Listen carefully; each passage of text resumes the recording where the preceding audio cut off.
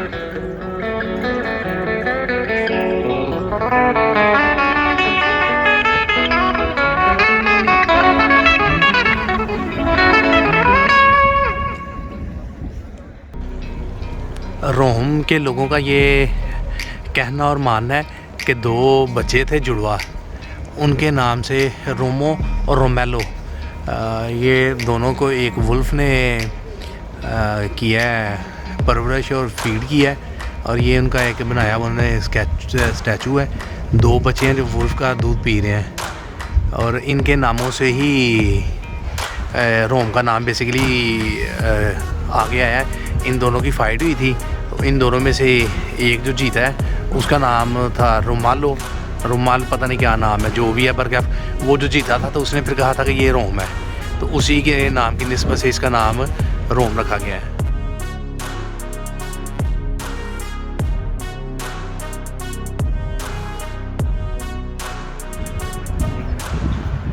ये interesting place है, काफ़ी हाइट के ऊपर है और 3 झंडे लगे हुए हैं। एक यूरोपीय यूनियन का है, एक इटली का है और एक रोम का है। वेल फेलोज़, ये एंशंट बिल्डिंग है और जो आज के दौर के रोमन्स हैं वो कहते हैं जो 16th सेंचुरी की बिल्डिंग्स हैं वो पुरानी नहीं है उनके लिए, वो मॉडर्न इरा की बिल्डिंग्स हैं। ये 16वीं सदी की कंस्ट्रक्शन हुई है इस बिल्डिंग की। और लेकिन इसके जो ये स्टैचू हैं, ये जो बड़े हुए हैं, ये रोमन एम्पायर के दौर के हैं, यानी कि 2000 साल पुराने हैं। और इसके साथ ये भी 16th सेंचुरी की बिल्डिंग है और ये भी 16th सेंचुरी की बिल्डिंग है। अभी इसको गवर्नमेंट ने ऑक्यूपाई किया और अपने ऑफिशियल कामों के लिए इस्तेमाल करते हैं। ये कैपिटल स्क्वायर है और ये काफ़ी फेमस है और बड़ी अहमियत का हामिल है रोम में। ये दो बिल्डिंग्स थी जो पहले पुरानी थी, 16th सेंचुरी की थी। उसके बाद बिल्कुल ये सेम बिल्डिंग बनाई गई है, उसके अपोजिट इसकी सेम बिल्डिंग है। ये तकरीबन उसके 50 साल बनाई गई थी बाद में। सिंपली आप कह सकते हैं कि मिडल ऑफ 16th सेंचुरी में ये बनाई गई थी building. Rome, Rome and Rome means history, history and history. ये 3 बिल्डिंग्स हैं, तीनों ही नज़र आ रही हैं। जो सेंटर वाली है वो 13वीं सदी की है और जो फ्रंट वाली है वो 16 की है, मिडल ऑफ 16 की है। और जो आगे है वो 19th सेंचुरी की बिल्डिंग है। और एक ही जगह पे इतनी जो हिस्ट्री की तीनों बिल्डिंग्स हैं, तीनों अलहदा द्वार की, वो देखना भी एक यूनिक एक्सपीरियंस है। It's really good and it's fun to see such like ancient buildings. ये है विट्रोनियो पैलेस है, जो कि 19वीं सदी में बनाया गया था। कोई इनका किंग है जिसने इटली को रीयूनिफाई किया था और उसने फिर ये अपना मोन्यूमेंट बनाया था। ये इटली का सबसे बड़ा मोन्यूमेंट है और इसके नीचे एक क्राउन लगाया हुआ उन्होंने और उस क्राउन के बारे में कहना है कि जो फर्स्ट वर्ल्ड वार का सोल्जर को मरा था तो उसका टॉम है यहाँ पे, और इसकी हर वक्त जो है ना मशल वो आन रहती है उसकी, और बाकी जो पहली जंग अज़ीम में लोग मारे गए थे उनकी याद में।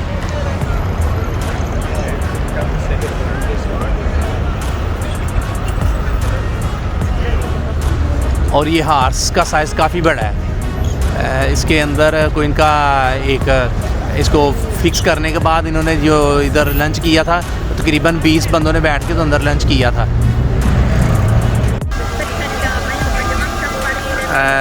ये वेनिसा स्क्वायर है और ये विक्टोरियानो बिल्डिंग है, सफ़ेद कलर में है। और ये बेसिकली इनका पहले असम्बली हाल था, लेकिन रोम चौका सारा एंशिएंट है, इसलिए इनको सफ़ेद बिल्डिंग्स या सफ़ेद कलर अच्छा नहीं लगता। तो फिर इन्होंने नई बिल्डिंग बनाई अपनी असम्बली की, जिसको ये बोलते हैं वेनिस्का। और ये रही बिल्डिंग, ये इनका असम्बली हाल है। और इस बिल्डिंग के नाम से इस स्क्वायर को नाम दिया गया है। यहाँ पे भी काफ़ी ज़्यादा टूरिस्ट आते हैं। और इंटरेस्टिंग फैक्ट ये है कि इनको ब्रिक्स कलर, ये जो ब्राउन कलर है, ये रोमन्स को पसंद है। वाइट बिल्डिंग कोई भी नहीं है। और ये जितनी ब्रिक्स कलर के अलावा की बिल्डिंग है, इनका यही मानना है कि इनको अनकरीब जो है वो चेंज किया जाएगा, आइदर बाय पेंट। मेरा ख्याल है पेंट ही होगा, कंस्ट्रक्शन तो हो नहीं सकती।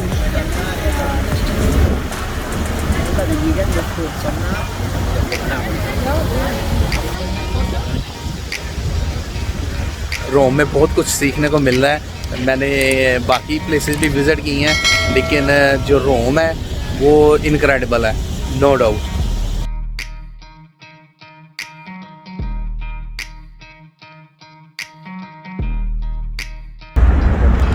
ये बिल्डिंग भी कॉलोसियम की तरह ही लग रही है, लेकिन है नहीं है। बार बार मैं इसी चीज़ को फोकस कर रहा हूँ कि यहाँ पे हिस्ट्री और तारीख जो है ना वो कदम कदम पे पड़ी पड़ी है। जिस तरफ भी जाएं रोम में इस तरह की बिल्डिंग्स जो है ना वो देखने को मिलती हैं। ये इब्राहिम क्वार्टर है रोम में। इब्राहिम को मज़हब है उसका ये क्वार्टर है। ये पता नहीं कितने एरिया पे फैला हुआ है, लेकिन ये भी काफ़ी हिस्टोरिकल है।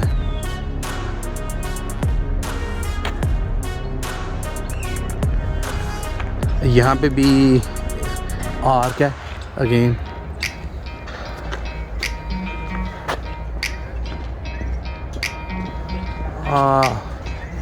इब्राहिम एक ज्यूश ही हैं, ये उनसे मंसूब है ये।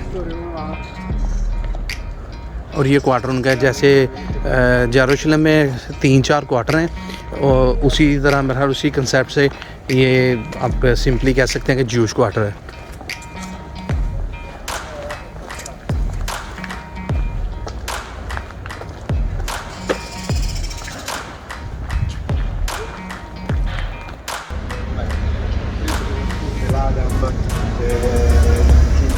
ये एक जूश कैंप है जो कि सेकंड वर्ल्ड वार के बाद वजूद में आया था। यहाँ पे लोगों को कुछ पनाह दी गई थी, कुछ उनके मामला जो देखे गए थे सेकंड वर्ल्ड वार में। और ये बिल्ड हुआ था 16 अक्टूबर 1943 लार्गो।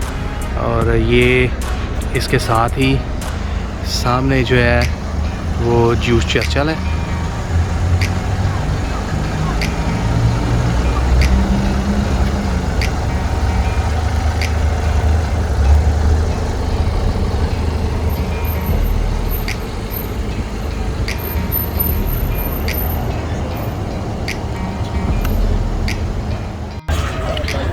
इट्स लंच टाइम और लंच के लिए हम जिस रेस्टोरेंट में रुके हैं उसका नाम है बुना बिता। ये काफ़ी फेमस रेस्टोरेंट है जूश क्वार्टर में है। इंटरेस्टिंग बात वंस अगेन इंटरेस्टिंग फैक्टर ये है कि यहाँ पे इजिप्ट के लड़के काम करते हैं और उससे मैंने पूछा है कि फूड हलाल है। वो कह रहा था yes we have beef and lamb and they are halal meat so you can have without any hesitation. लेकिन उसके अलावा मैंने ऑर्डर किया है, मेरे फ्रेंड ने बताया कि यहाँ की जो स्पेशलिटी है वो मैंने ऑर्डर किया है। और ये सामने इसराइल की एम्बेसी है। जैसे कि मैंने बताया कि सेम लाइक जैसे जेरूशलम में 4 क्वार्टर हैं, मुस्लिम का है, क्रिश्चियन का है और जूश का है और एक और है। जस्ट लाइक दैट ये भी रोम में जूश क्वार्टर है।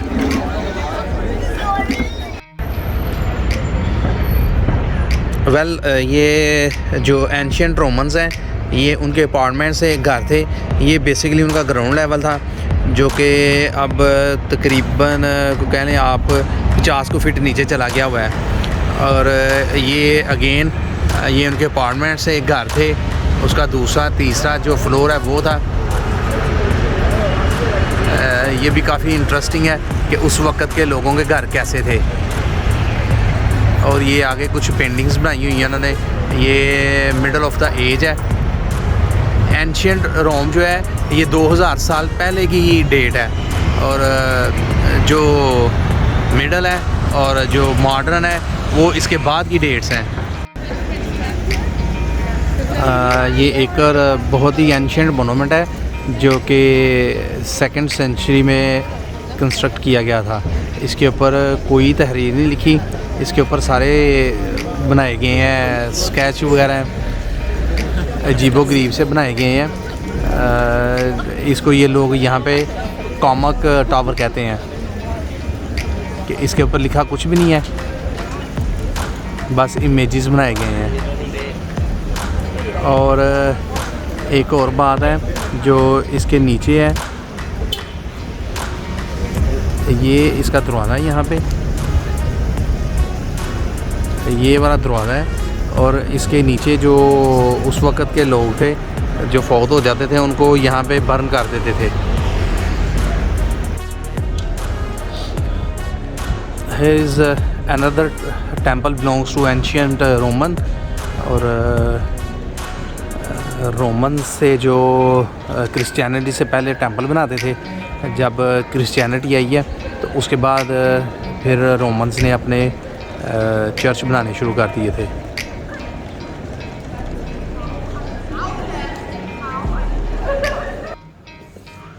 टॉप पे ऐसे लग रहा है जैसे डोम है, बट इट्स नॉट एक्चुअली। ये कैनवस पे पेंटिंग की गई है और इसको 3D इफेक्ट दे के तो डोम बनाया गया है इसका। Really amazing. ये बाकी भी सारी पेंटिंग जो है वो कैनवस के ऊपर की गई हैं और एक्चुअली ऐसी लग रही हैं जैसे 3D इल्यूजन होते हैं। बहुत ही ज़बरदस्त पेंटिंग है ये। I love Rome. It's very fascinating and pleasant trip of Rome. I travel a lot.